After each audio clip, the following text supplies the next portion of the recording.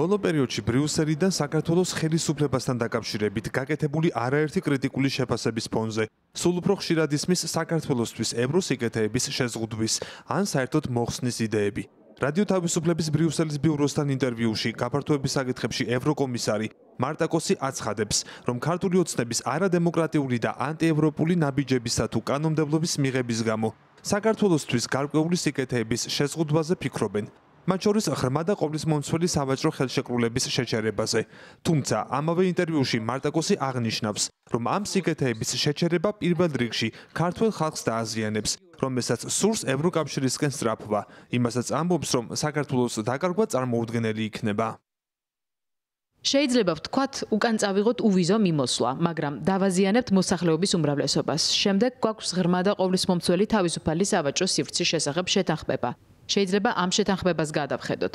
შემდეგ საქართველოს აქვს კანდიდატის სტატუსი, ასე რომ შეიძლება ეს გავყინოთ.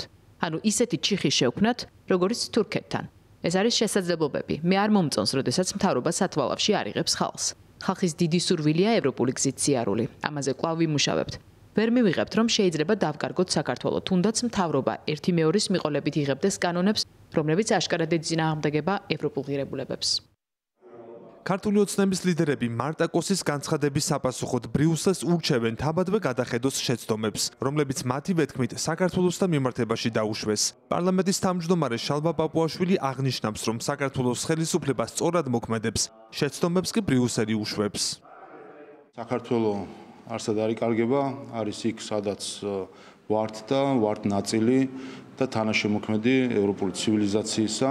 რაც შეეხება ამ განცხადებებს, თქვათ, თავისუფალ ვაჭრობასთან დაკავშირებით იქნება ეს თუ ვიზა ლიბერალიზაცია თუ სხვა საკითხები. ზუსტად ეს შანტაჟის ენა არის, რომელიც მიმართაც ქართულ ხალხს აქვს საკუთარი პრეტენზია ბრიუსელის მიმართებით. სწორი დასკვნები უნდა გამოიტანოს ბრიუსელმა თუ სურს რომ ქართულ ხალხთან ურთიერთობები დაუბრუნოს იმ კალაპოტს, რომელიც ჩვენ გვინდა. ოპოზიციაში მიაჩნიათ, რომ ბრიუსელიდან ქართულ ოცნებას მკაცრად, თუმცა დაფიქრებულად აფრთხილებენ, რათა ქართველმა ხალხმა ნაკლები ზიანი მიიღოს ხელისუფლების არასწორი ქმედებების გამო.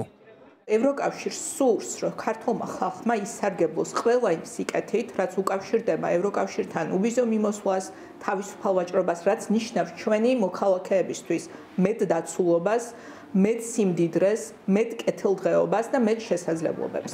რასაც ევროკომისარი ამბობს, არის შემდგომი, რომ დღეს ამ შესაძლებლობებს ქართულ ხალხს ართმევს ის რეჟიმი, რომელიც მართავს ქვეყანას.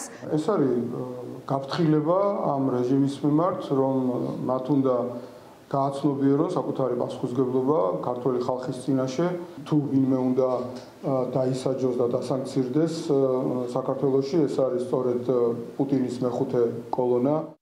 გაფართოების საკითხებში ევროკომისარი მარტაკოსი მიიჩნევს, რომ გრძელვადიან პოლიტიკურ გათვლებში ქართულ ოცნებასთან დიალოგის დახშობა პროდუქტიული ვერ იქნება.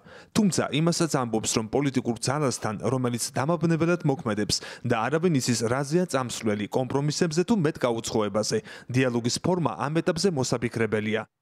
ალეკო გვეტაძე, ევრონიუს ჯორჯია.